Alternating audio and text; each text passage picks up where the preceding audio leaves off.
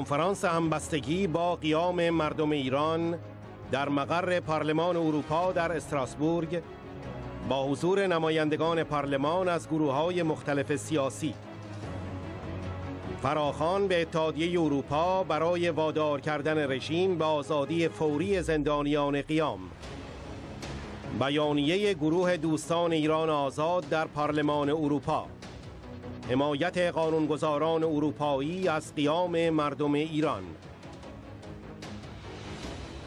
در 39مین سالگرد انقلاب ضد سلطنتی مردم ایران در سال 1979 بهمن 1357 جلسه ویژه‌ای در حمایت از قیام ایران در پارلمان اروپا در استراسبورگ برگزار شد. چندین تن از نمایندگان پارلمان اروپا از گروه‌های مختلف سیاسی در این جلسه شرکت و درباره تظاهرات سراسری که ایران را تکان داد و به 142 شهر و تمامی 31 استان کشور گسترش پیدا کرد صحبت کردند. این نکات توسط نمایندگان پارلمان اروپا به طور خاص مورد توجه قرار گرفت. مردم ایران به خصوص نسل جوان کاملا روشن ساختند که صبرشان از حکومت بنیادگرای اسلامی لبریز شده و خواهان تغییر رژیم هستند. بسیاری شعار دادند: مرگ بر دیکتاتور، مرگ بر خامنه‌ای و مرگ بر روحانی. عکس‌العمل رژیم ایران با 8000 دستگیری و حداقل 12 نفر که زیر شکنجه کشته شدند خشونت‌آمیز بوده است. ده‌ها تن در خیابان‌ها به قتل رسیدند. رئیس سازمان زندان‌های رژیم ایران دستگیری 5000 تظاهر کننده را تایید کرده است. اتحادیه اروپا باید اقدام کند. سکوت نماینده عالی اتحادیه اروپا فدریکا موگرینی و سایر مقامات اتحادیه اروپا غیر قابل قبول است. مردم ایران انتظار دارند که اروپا طرف آنها را بگیرد. ایران شاهد یک دور جدید از اعتراضات در روزهای اول و دوم فوریه بود. وزیر کشور رژیم ایران گفت که روزانه تا 150 تظاهرات انجام می شود. در بسیاری از شهرها تظاهرات و درگیری با نیروهای سرکوبگر رژیم وجود دارد. هر روز اعتصابات و تظاهرات برگزار می شود. اقتصاد در بحران است. بیکاری و افزایش بی‌سابقه هزینه زندگی به طور خاص مشکل ساز است. ارزش ارز رسمی به میزان بیش از 15% در ماه گذشته سقوط کرده است. بسیاری از سران و مقامات ارشد رژیم از جناح‌های مختلف درباره نقش اپوزیسیون اصلی سازمان مجاهدین خلق ایران در این قیام صحبت کردند. وقتی اولین تظاهرات در مشهد در 28 دسامبر شروع شد، نماینده ولی فقیه گفت که مردم در پاسخ به فراخوان مجاهدین که رهبر آن یک زن است به خیابانها آمدند. خبرگزاری فرانسه در 2 ژانویه گزارش داد که روحانی به پرزیدنت ماکرون تلفن کرد و از او خواست تا علیه اپوزیسیون ایران مستقر در پاریس اقدام کند که وی آنها را متهم به تحریک تظاهرات اخیر کرد. در روز 9 ژانویه خامنه‌ای گفت که سازمان مجاهدین این قیام را برنامه ریزی کرده بود و معترضان را تهدید به اعدام کرد. با توجه به نقض آشکار حقوق بشر در ایران و تهدید فوری برای جان دستگیر شدگان، نمایندگان پارلمان اروپا از بیانیه اخیر پرزیدنت منتخب شورای ملی مقاومت ایران مریم رجوی در شورای اروپا در 24 ژانویه 2018 حمایت کردند. وی از اتحادیه اروپا، دولت‌های اروپایی و سایر نهادهای بین‌المللی خواسته بود تا اقدامات مؤثر و تصمیمات لازم الاجرایی را برای وادار کردن دیکتاتوری حاکم بر ایران اتخاذ کنند تا زندانیان قیام بلافاصله آزاد شوند، آزادی بیان و اجتماعات تضمین شود، به سرکوب زنان پایان داده شود و قوانین مربوط به حجاب اجباری لغو شوند. هفته گذشته اعدام یک مرد جوانی که هنگام دستگیری فقط 15 ساله بود، یک شوک دیگر بود. نمایندگان اروپایی تاکید کردند که اتحادیه اروپا باید از بستن قرارداد با شرکت‌های وابسته به سپاه پاسداران و سایر ارگان‌های سرکوبگر خودداری کند. باید به رژیم ایران درباره تحریم‌های جدید حقوق بشری توسط اروپا هشدار داده شود. درباره حقوق بشر در ایران نمی‌شود سازش کرد یا به بهانه ملاحظات سیاسی یا توافق اتمی آن را به حاشیه گذاشت. هر گونه توسعه رابطه با رژیم ایران باید به آزادی زندانیان و توقف اعدام‌ها مشروط شود.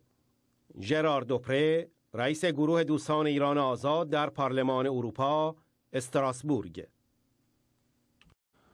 سخنرانان کنفرانس همبستگی با قیام مردم ایران که در مقر پارلمان اروپا در استراسبورگ با حضور نمایندگان این پارلمان از احزاب و کشورهای مختلف برگزار شد عبارت بودند از ژرار دوپره، رئیس گروه دوستان ایران آزاد در پارلمان اروپا، آنتیا مکینتایر، نماینده پارلمان اروپا، نایب رئیس حزب محافظه‌کار انگلستان، یوزو رادوش، نماینده پارلمان اروپا، وزیر دفاع پیشین کرواسی، ادوارد کوکان، نماینده پارلمان اروپا، وزیر خارجه پیشین اسلواکی، تون کلام، عضو کمیسیون خارجی پارلمان اروپا از استونی، پاتریشیا تویا، رئیس هیئت ایتالیا در گروه سوسیال دموکرات، دیوید کمپل بنرمن، رئیس هیئت رابطه با عراق در پارلمان اروپا، بیاتریس بسرا، نماینده پارلمان اروپا از اسپانیا، یارومیر شتتینا، نماینده پارلمان اروپا از جمهوری چک، مارک دمسماکر، نماینده پارلمان اروپا از بلژیک، ژوزف فاریا، نماینده پارلمان اروپا از پرتغال، پتری سارواما، نماینده پارلمان اروپا از فنلاند، ترسا خیمنز، نماینده پارلمان اروپا از اسپانیا، پال شاکی، نماینده پارلمان اروپا از اسلواکی، لایما آندریکین، نماینده پارلمان اروپا از لیتوانی، فرانک بوگوویچ، نماینده پارلمان اروپا از اسلوونی، دکتر آلخو ویدال کوادراس، رئیس کمیته بین المللی در جستجوی عدالت و فرزین هاشمی.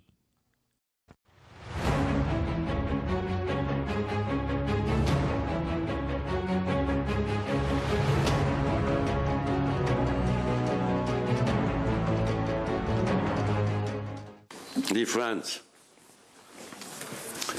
thanks for coming to this meeting of Friends of a Free Iran. We are holding this event after the recent uprisings that have shaken Iran. This week also coincides with the 39th anniversary of the Iranian Revolution against the Shah's dictatorship in 1979, which was, unfortunately, hijacked by Islamist fundamentalists who have been ruling Iran since then. This year, the Iranian people have again come to the streets and are calling for the downfall of the regime. I said during the plenary debate on Iran in January, in the face of the demonstration that have shaken Iran as a whole, the Mullah regime reacted with unacceptable brutality. Thousands of protesters were put in jail. In the face of such events, a strong reaction from the European Union was needed. And I regret to say that this reaction did not live up to what is expected of the European Union. It was not until January 3, 4 days after Mr. Trump, that Mrs. Mogherini merely called, I quote, all parties, I repeat, all parties to abstain from violence. So she made no difference between the regime's torturers and their victims. I think the European Union must urgently correct its shortcomings. We must express our full solidarity with the people of Iran so they would get a message that we are on their sides. We are indeed critical of the current EU approach. The people of Iran bravely went to the streets calling for freedom and regime change. But it seems that the EU does not want to hear their message. We are very worried about the protesters who have been arrested. One of the top officials of the Iranian government has said that more than 5,000 have been arrested. Already, more than 10 have died in custody, some of them under torture. The regime's officials, including the so-called supreme leader, Ayatollah Khamenei, have blamed the PMOI for leading the protests and have talked about executing members of this opposition movement. This shows how much the regime is afraid of the PMOI and the movement under the leadership of Mrs. Rajavi. But it also makes us very worried and reminds of the brutality with which they repressed the opposition, as in 1988, when 30,000 political prisoners were executed and the world was silent. This time, we cannot longer be silent. The EU must give this strong message to the Iranian regime that we will not tolerate the execution of even one protester. Otherwise, we should impose sanctions to make sure that the mullah understand that for continuing the repression and execution, they will have to pay an heavy price. I thank you for your attention. Really, the uprising in Iran, which began at the end of December, has, I believe, changed the political landscape in Iran and in the region. It's clearly demonstrated that the sort of theories and analysis put forward by the apologists for the Iranian regime are just plain wrong. For years, we've been told by the regime and its supporters, and that includes the EU's own foreign policy officials, that this is a very stable country with no real opposition, and that the Islamic Republic of Iran has millions of supporters, and so on. Many of us, particularly those of us here as the Friends of Free Iran, have never accepted this propaganda. And why? Because we believe the Iranian people, and especially the young men and women of Iran, could not possibly tolerate these backward mullahs and their reactionary ideology. We have never believed that people like Rouhani and his foreign minister Zarif are moderates. And we could not believe in the Iranian elections because there was no opposition, and those who were allowed to stand in these so-called elections were later disqualified by the Council of Guardians, a completely unelected body. So we cannot believe the regime's assurances about its nuclear program, because they lied to us for years. It was only when their secret nuclear sites were revealed by the opposition NCRI and sanctions were imposed that the regime agreed to sign the nuclear deal. So we have not been deceived by the lies and the pro-regime lobby's propaganda. And the recent uprising has proved us right. All that Maryam Rajavi told us in December about the weaknesses of this regime was absolutely correct. In fact, just a few weeks after Mrs. Rajavi spoke in the European Parliament, the nationwide protest began. And those protests spread to 142 cities. So the Iranian regime, which up to that point had been very reticent to even mention the name of the PMOI or Mrs. Rajavi, was forced to openly admit the very effective role that this opposition is playing in the uprising. In a way, the regime has told us who and where it sees its main opposition. So our governments and our policymakers in the EU must revise their view of Iran. They should recognise the explosive situation in that country, and they should rethink their attitude towards the main Iranian opposition before it is too late. We must be on the side of the Iranian people. We must give them hope that they are not alone. We must support their fight against Islamic fundamentalism. We must show solidarity with the Iranian people. Thank you.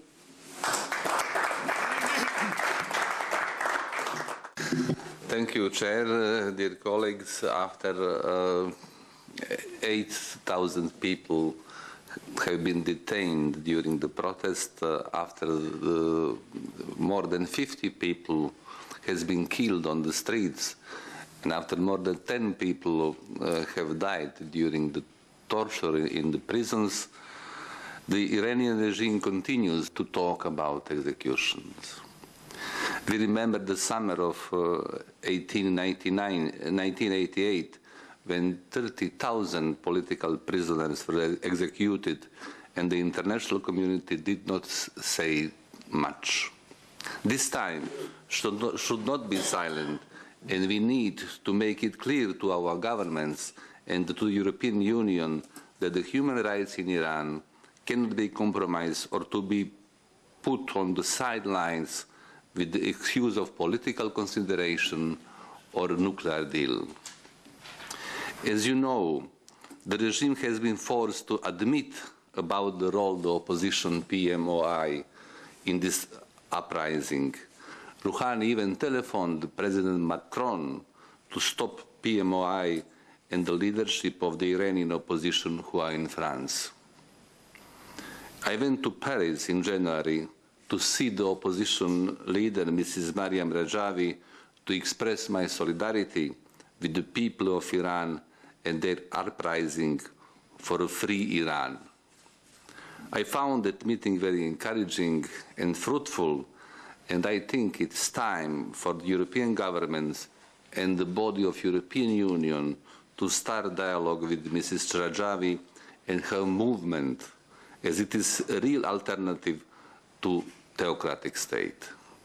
I am very hopeful for a future Iran, but still we need to actively support the Iranian people, especially to focus on human rights as our priority. Thank you very much.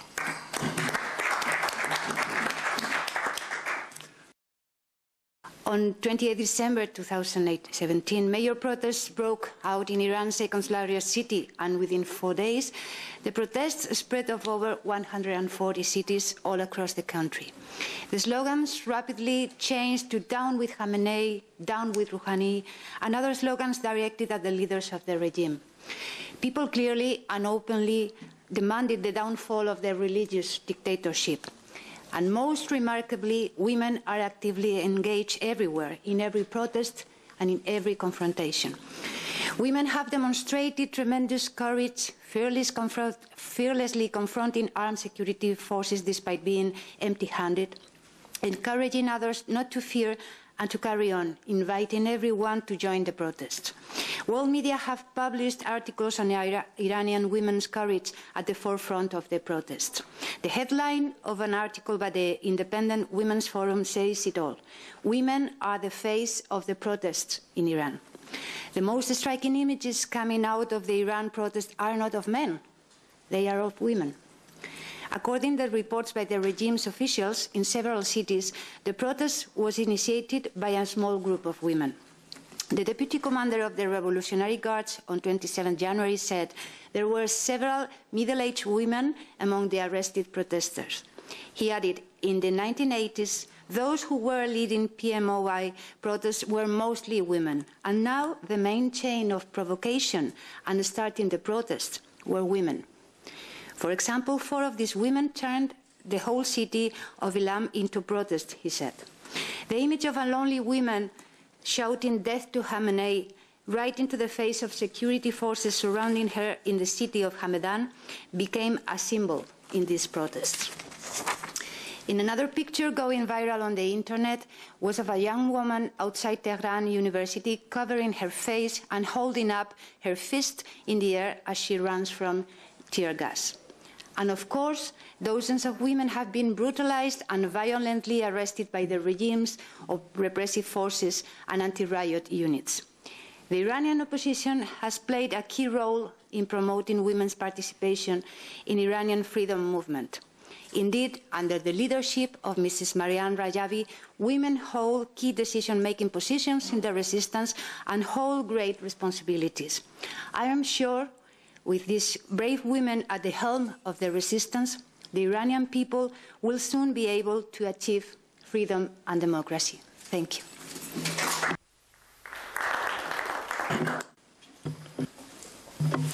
Thank you, Chairman Depre, distinguished representatives, members of Friends of a Free Iran.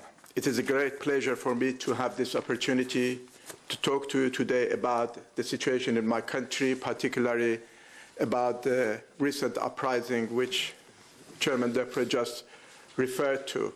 I remember back in 2004 when Friends of Free Iran was formed here in European Parliament. Since then, you have persistently called for the European governments and for the European Union to stand by the people of Iran in their demands for fundamental change. But unfortunately, they failed to listen to you. But events of the past few weeks and the uprising, mass uprising throughout the country proved you were right and you have been vindicated. This is a nationwide protest and uprising throughout the country. The root cause of the uprising is much more profound than what happened in 2009, which you all remember. Of course, high prices, poverty, deprivation, they have all contributed to this uprising. But the root cause is much more profound, as I said, because the people of Iran, after years of suffering the religious dictatorship, they have now risen up demanding their freedom. Also, another important point is the slogans chanted by the people. You will see the same slogans being chanted across the country, demanding far more than their economic needs for a regime change, for a fundamental change, and very clearly stating that no longer they are going to accept this game of so-called moderates versus hardliners. People of Iran want a real change. So their message is very clear. They want an end to religious dictatorship in Iran and establish a free and democratic republic. And the main reason that this uprising will continue is because the root cause of the protests are still there. The economic situation is deteriorating, unemployment is on the rise, the whole system is swamped by corruption, and the regime has no means of resolving any of these crises. I must say that the regime and the IRGC is a brutal force. They will resort to any means to suppress the people and prevent the emergence of, to prevent further protests and demonstrations. They have already killed 50 people, arresting over 8,000 people, some 11 having been killed in custody. However, despite that atrocities, which are shared among all different factions of the Iranian regime, the regime will not be able to put out the flame of the uprising and the resistance. So in short,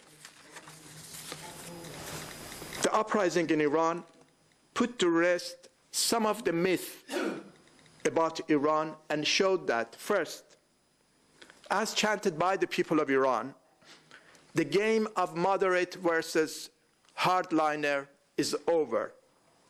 There is no moderate within this regime. And as far as the people of Iran are concerned, Rouhani is simply a charlatan and not different from the other faction. Second, The invincibility of the IRGC is over. Despite all its brutality, it could not protect or prevent the spread of protests to 142 cities in a matter of days with the slogans of regime change. And third, as I said, there is an Iranian force that the regime is so scared. Khamenei publicly said that these protests were organized by the PMY from several months ago. Hassan Rouhani called the French president personally to demand restricting the activities of the Iranian resistance because of the uprisings in Iran. People of Iran are determined to end this regime. All indications are that the regime is more vulnerable and is doomed to fall.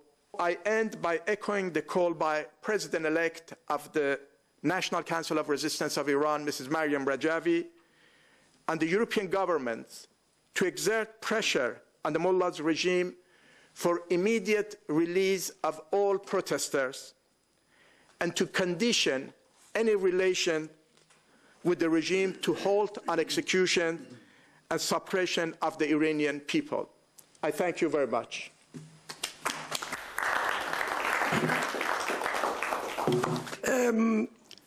After everything that has been said here and very rightly said on the recent protest in Iran, I would like to comment very briefly on a particular aspect that I think is significant in relation to these events. And I refer to the reaction and the activities of the Iranian regime against its opposition, against the PMOI and the NCRI. Normally, a strong and stable regime does not bother very much about its opponents. In the case of Iran, however, we see an increasing level of activities against PMOI movement. Myself, with Tune and other members of the European Parliament and some members of national parliaments, we visited Camp Ashraf in 2008, in October 2008. These people were constantly under terrorist and missile attacks. Many of them were killed, assassinated, and hundreds were wounded, some very seriously wounded. Through a big international campaign led by Mrs. Rajavi, with the active collaboration of MEPs, of members of national parliaments, members and former members of the American Congress, at the end, all these people were transferred from Iraq to Europe, and most of them are now in Albania. And now that they are safe in Albania, the Iranian regime is spending millions of euros in a massive disinformation campaign to discredit these refugees and to undermine their status in that country, in Albania.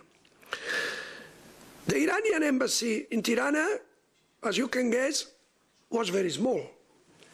But now it has become one of the biggest embassies of the regime.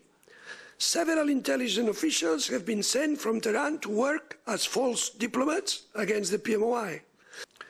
The regime has also sent their agents to the European Parliament. We have agents of the regime inside the Parliament who attend some of the meetings of the political groups, and then they raise their hands to make false allegations against the Iranian opposition. All these things clearly show that the Iranian regime recognizes very well the importance and the real influence of its main opposition, the PMOI and the NCRI.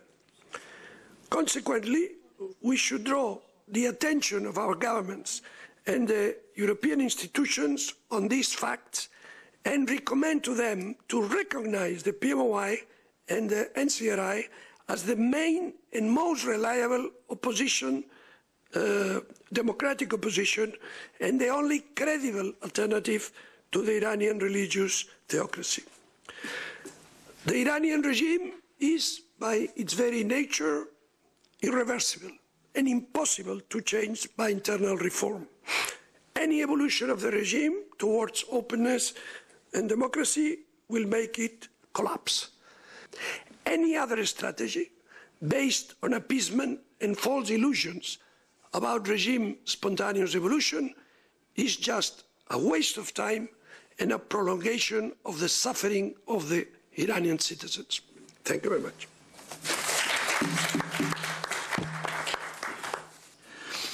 The people of Iran, especially the young generation, showed clearly that they want a regime change and that they have had enough of this Islamic fundamentalist rule. During the days of demonstration, many of them shouted, "Down with the dictator, down with Khamenei and Rouhani." It was interesting that also they shouted against Iran's participation in war in Syria. The people of Iran expected Europe to strongly react to the news of the detainees being killed under torture, and there was no response.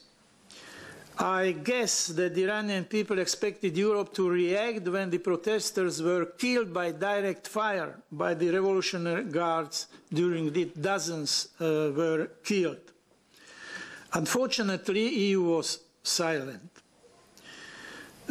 I think that this is a wrong policy, morally, politically, and for our long-term interest in Iran.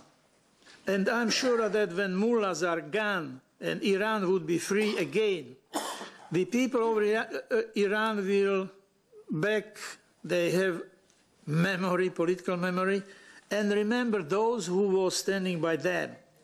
And that is why we as parliamentarians, as elected representatives of the European people, must really stand with those brave young protesters who demonstrated in 142 cities in Iran.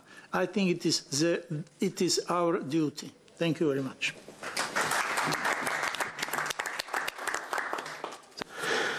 First of all, I would like to express my full solidarity with the Iranian opposition. We are today on the 39th anniversary of the 1979 revolution in Iran. Now, after 39 years, we have seen the brave people of Iran rising up for freedom and democracy again. These protests gave us a lot of hope for change towards democracy in Iran. It proved the analysis of the Iranian opposition that for years have been saying that this is a very unstable and unpopular regime. So I think the European Union must now revise its policy towards Iran.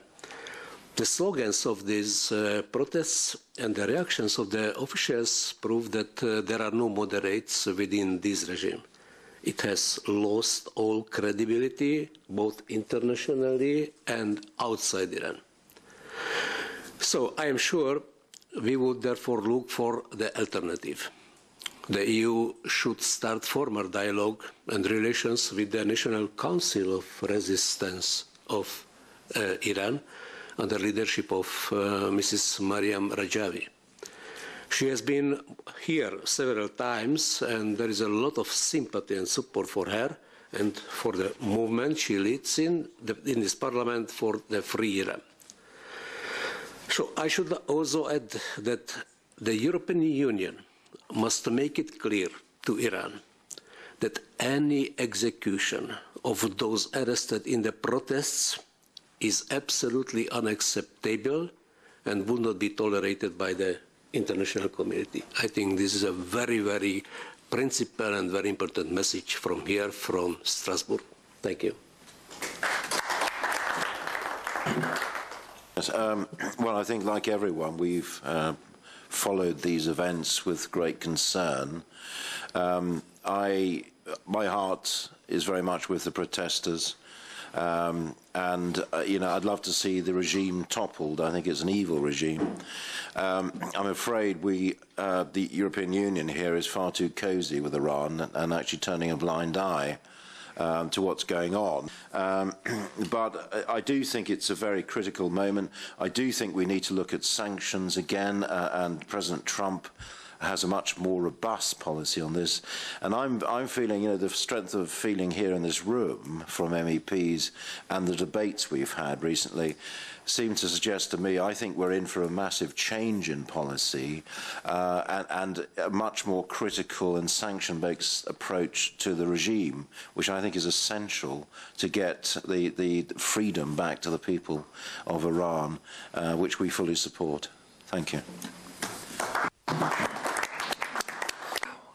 I'd like to thank you all for your contributions. It was very important that we had such a multinational message to Iranian people. And it's high time before Iranian dictatorship can celebrate 40 years of existence. It's high time for the change, because it's obvious we can't ignore this serious self-sacrificing message that Iranian people in great majority are not satisfied. They demand a change of regime. We need to have solidarity of them, and it's our responsibility. Because if the European Union had taken much more clearer stand, much more demanding, conditional stand, I think the regime would not be here today. So it's our shared responsibility. And what I heard from colleagues was that their message in Brussels absolutely not corresponding realities. So the problem is, as a colleague from UK mentioned so well, it's not a real parliament. And it's the most efficient propaganda of totalitarian rulers. So I think it would be important not to yield to illusion that we are dealing with a real parliament. So we have to deal with real people, the people who have ventured to the streets, who have suffered, and who are asking for our solidarity.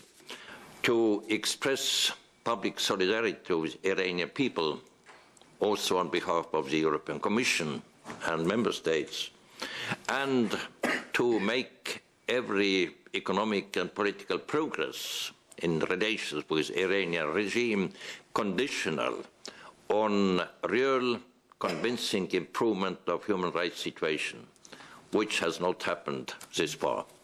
But we continue our fight.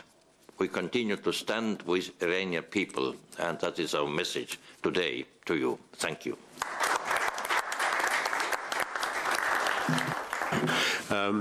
Anyway, we saw hard repression against this uprising, and dictators never learn, you know. With repression, you can manage to clear the streets for a while, but you can never manage to clear the minds of people. And I'm quite sure that this uprising is not over, and it will continue, indeed, because of the basic reasons why it emerged in the first place are still there. As I said in the plenary last month, young people took action for freedom, and their blood flowed in the streets, and we need international action to help those still in prison, the detainees. Already 12 of them, let's not forget, 12 of them already died under torture, and senior government officials are talking about executions. So our attention in the first place should be for them. And apart from protesters that the regime is repressing and may begin to execute, the government continues with executions of non-political prisoners as before. Several young prisoners who were arrested when they were 15 years old, 17 years old, were executed last week after spending years in jail. It is very clear this is an anti-human regime with no respect for human rights whatsoever. No difference indeed between the so-called moderates and hardliners. The young people who protested in the recent uprising have rejected both factions, and called for the downfall of the regime in its entirety, and we should respect their views and should support them in these hard times.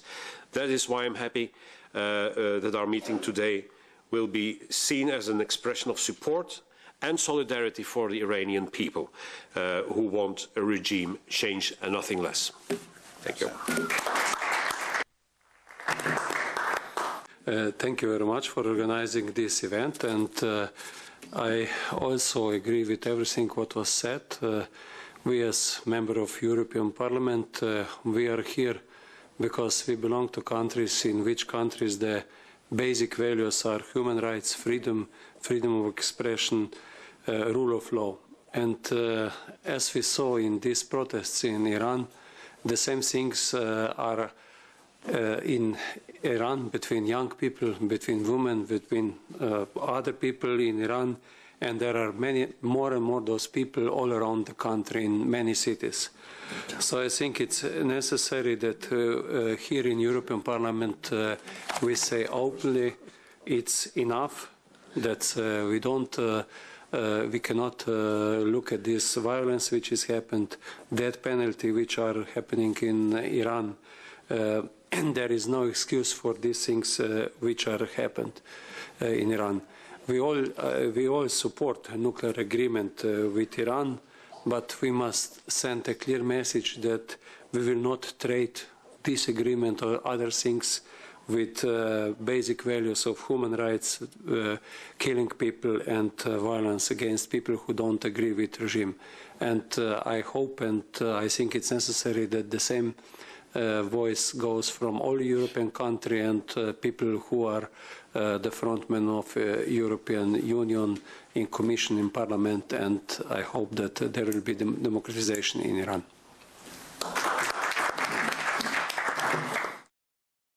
I would like to thank Mrs. Deprez for organizing this event to celebrate the 39th anniversary of the Iranian Revolution against the Shah. At that time, people protested for a more democratic and fair society. Unfortunately, their hopes and their efforts have been not enough. Now, almost 40 years have passed, and Iranians cannot speak freely, cannot have a different religion, cannot protest against the government without being imprisoned, and, as some NGO seems to suggest, without being tortured. The events of December last week, behavior of Iran government toward one of the most basic human rights, freedom of expression. While people was demonstrating against the unemployment, the rising prices and the poor quality of life, the only answer the government provided was violence. We cannot accept that.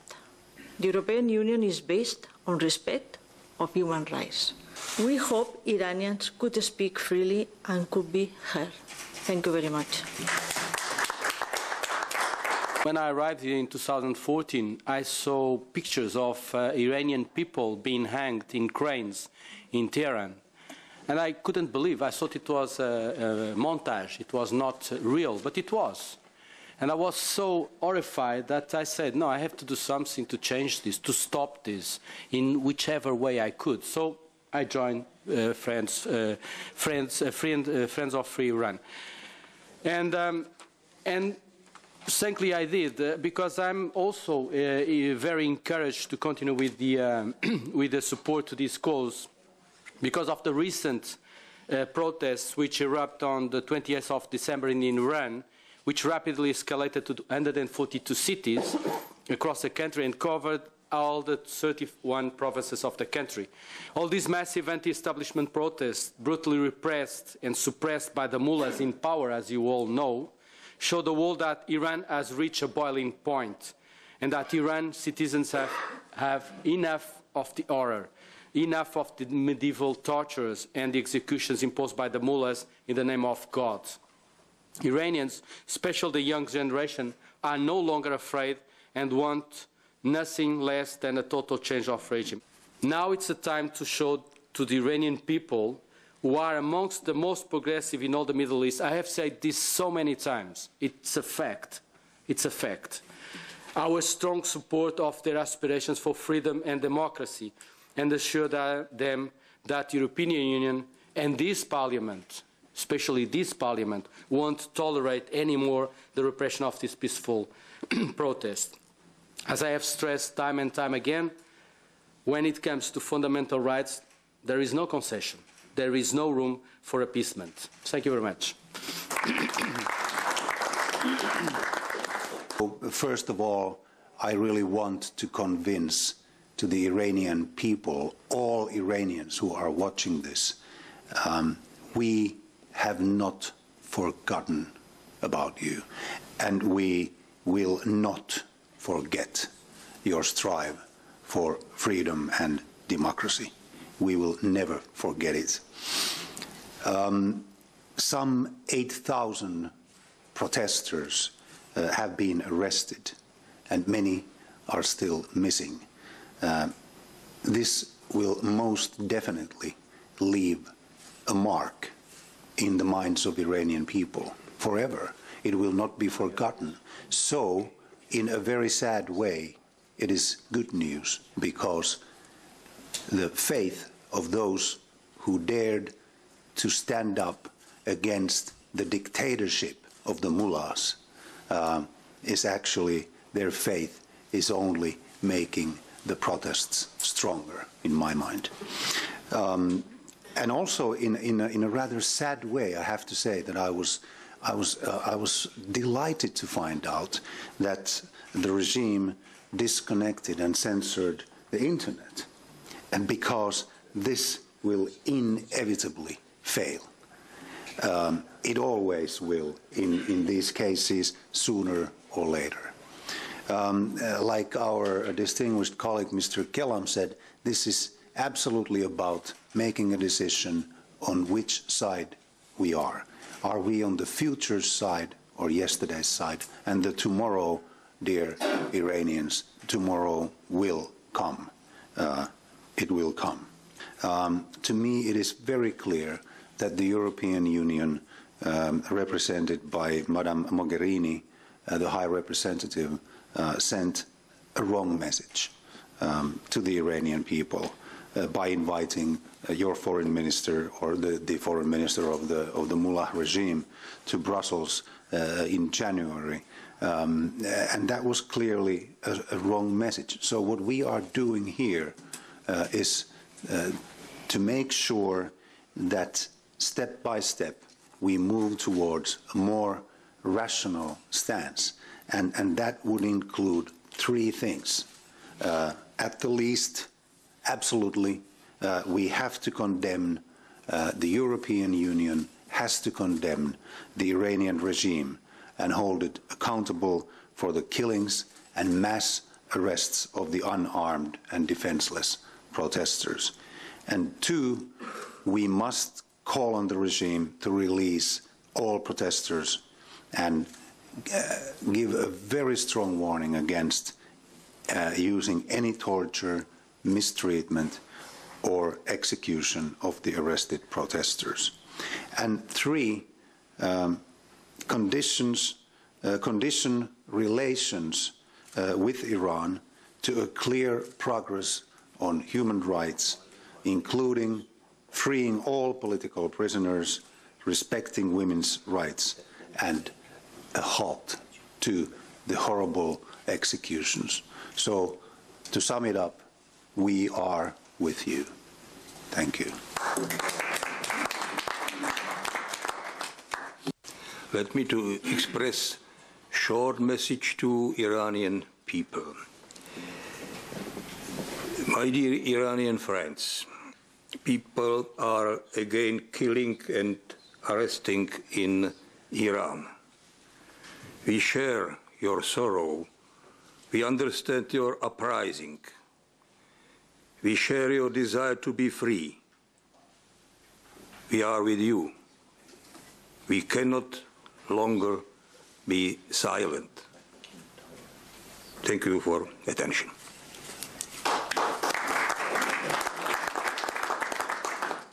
Innanzitutto voglio dire che sono qui, anche se poi avrò un'altra riunione, per testimoniare ancora una volta il mio supporto, il mio appoggio per questo movimento, per questa realtà e per gli obiettivi che si propone. Penso che quando si tratta di diritti umani noi dobbiamo essere molto decisi nel difendere i diritti umani, proprio noi europei, e in questo caso penso che dovremmo far sentire un po' la nostra voce perché coloro che sono stati fatti prigionieri, che sono stati arrestati, vengano liberati e non si proceda, come invece sta succedendo, a delle esecuzioni. Io ho sempre espresso pubblicamente nei voti in Parlamento la mia condanna per queste esecuzioni che così massicciamente vengono operate ogni giorno, per le esecuzioni di donne e di minori, e sono pronta a farlo anche ora. Quindi sono qui proprio per dire questo, che continuerò a essere una sostenitrice e a far sentire anche la mia voce a supporto di quello che state facendo. I would also like to thank those colleagues who are behind this meeting, who organized it. I think it's timely and it is important. I come from Lithuania, as Tuna said, and in Lithuania we know that dictatorships, they will not last, and one day they come to an end. I was following developments in Iran for many years, since my first term in the European Parliament, since 2004. We have seen different periods, different developments in the country. But this very recent wave of demonstrations, which went through this country, I think and especially that people are demanding regime change, that they are very outspoken about corruption, about violation of human rights, about poor economic situation. I think it gives a sense of optimism to many of us. As many colleagues who spoke before me, I am sorry that the reaction of the European Union was that weak. And Edward Kukan, he said that our High Representative, she, tweeted something on the situation in Iran after 5 days, when the demonstration started. In fact, she even did not bother to write her tweet. She retweeted somebody's tweet. And that is it. I understand that I think that we all know the reason. So, taking into account the number of those arrested, detained, imprisoned, tortured, executed, those numbers are shocking, and we cannot be silent. So, being in the European Parliament for the third term, and knowing traditions and habits in this House, I have a lot of sympathy to these young Iranians who stand for their country and democracy in the country and the rule of law and so on. And I will be happy to contribute as much as I can to your course. Thank you.